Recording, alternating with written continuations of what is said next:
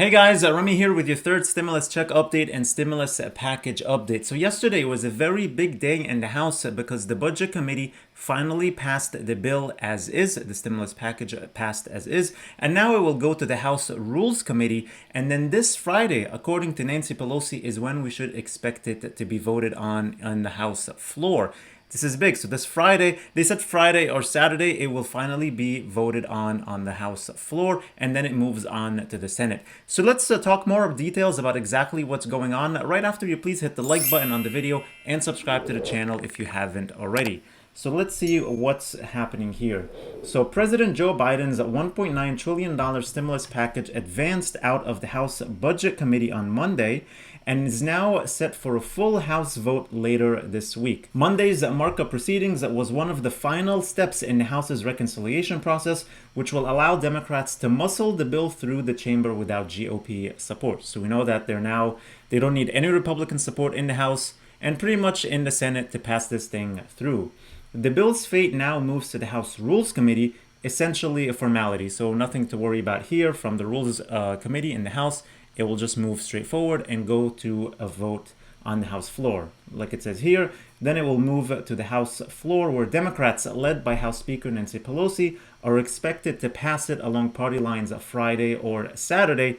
No major changes to the bill came of the committee's markup. So the bill as is will pass the House with the $1,400 stimulus checks, the $400 unemployment, the child tax credit of $3,000 or $3,600 depending on the child age, and all the other things that we talked about here on the channel. Notwithstanding House GOP objections, the bill is widely expected to advance to the Senate after the House vote later this week. Then it is expected to face a new round of hurdles. This is the issue here in the Senate. Republicans in both the House and the Senate have criticized the bill as too large, especially in light of a Congressional Budget Office report that showed a strong economic recovery underway even without more relief. I do trust a little bit the Congressional Budget Office, the CBO, and they're not partisan. I don't know if there is a very strong economic recovery. We talked many times about the K-shaped recovery, where big businesses, rich people, and the stock market are doing really well. But on the opposite end of the spectrum, people who are in the retail business or in the service industry or small businesses, they're still struggling very much. The GOP has also opposed Democrats' efforts to include the minimum wage hike as an extraneous job-killing measure that ought to be considered separately from pandemic relief. That Jason Smith, Republican representative, who is also the Budget Committee's ranking member, said that yesterday. He also said that there has been a lot of attention paid to the $15 Washington mandate in this bill and whether Democrats will shred the reconciliation process in order to force it through. But also concerning is how this policy would destroy millions of jobs, at least 1.4 million, according to the Congressional Budget Office, and disproportionately harm low-wage workers, disabled workers, and less educated workers.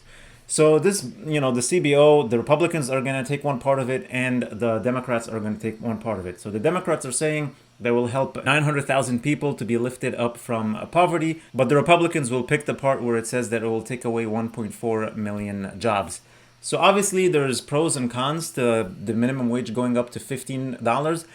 But I mean, if I have to put my opinion, I think going from $7.25 to $15, pretty much 100% increase, it will damage a lot of small businesses, and it will definitely cause inflation in prices at like fast food places, restaurants, some grocery stores. Because let's say a place like McDonald's or wherever that's spending $7.25 for their employees, all of a sudden have to double that for thousands of people. So obviously the products that they're selling to the customer will go up. So at the end of the day, we're going to pay the price. So I don't know how to feel about this, but yeah, I mean, I'm sure people would love to make, instead of $7.25, to make $15 an hour, but it will definitely cost some jobs because then McDonald's, instead of hiring, 50 people in one place or 20 people in one place, maybe they'll cut 5 or 6 or whatever. So obviously there's going to be a lot of trimming in a lot of these businesses that hire people who get paid the minimum wage. So that's something to pay attention to. Then it says the Senate will conduct its own review, and some of the bill's most substantial provisions, such as paid sick leave expansion and the $15 minimum wage, could be edited out of the final legislation as Senate Democrats wade through budget restrictions. This is something that we talked about. They might need to cut out some things, especially the $15 minimum wage, which means that they would have to send the bill again to the House to vote on it, to finally go to President Joe Biden to sign it into a law. So all eyes are on the Senate parliamentarian, a relatively obscure official who decides which bills qualify to pass the chamber via reconciliation with a simple majority.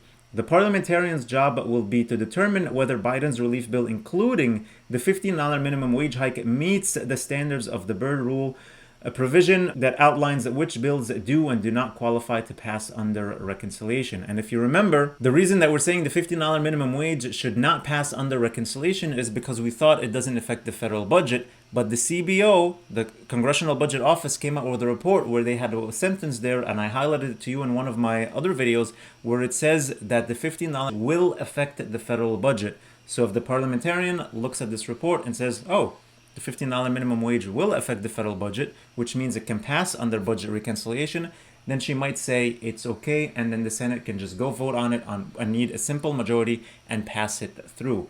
We'll see what happens when it goes to the Senate. Though the Byrd Rule is complicated, its overarching and guiding principle is to ensure that any bill that passes via reconciliation is genuinely related to the budget. This is what we were talking about. So if parliamentarian Elizabeth McDonough decides that the minimum wage hike is not germane to the federal budget and is more of a political tool, Democrats will be forced to try to pass the $15 minimum wage in the future. So again, she might look at the CBO's report and say, yes, it affects the federal budget, or maybe she'll have her own opinion and says that it is just a political tool that the Democrats are trying to use, and then says it shouldn't pass under budget recon, and then the Senate might have to just take it out. If it's ruled acceptable, then supporters of the minimum wage, such as Senator Bernie Sanders, will work to persuade moderate Democrats who are skeptical of the wage hike, namely Senator Joe Manchin from West Virginia and Kristen Sinema of Arizona, to vote in favor of the bill. So we all know these things now. All eyes are going to be on Joe Manchin and Kristen Sinema, whether they want to pass this $15 minimum wage or not. But this will depend on what the Senate parliamentarian will have to say about this $15 minimum wage. If she thinks it affects the federal budget and it should pass, then, maybe Kristen Sinema and Joe Manchin will agree with her and say, okay, fine, let's do it. But if not, if the Senate parliamentarian says it shouldn't pass under the budget recon, then I'm pretty sure that they will stick to their guns and say definitely not, and the Senate will have to remove it, and Chuck Schumer will probably have to remove that part out of the budget reconciliation, out of the stimulus package, and then pass it that way, and then send it back to the House to vote on it, to vote on the modified version, to finally send it to Joe Biden and sign it into law. So this is where we are right now. I mean, it's still good news, and we're moving fast. By the end of this week, Nancy Pelosi will put the package on the floor for a vote in the House on Friday or Saturday, pass it, and send it to the Senate.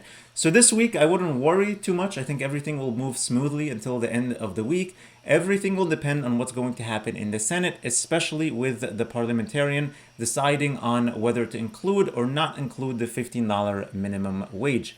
So this is all I have for you in today's video. I hope you guys enjoyed it. I hope you find it informative.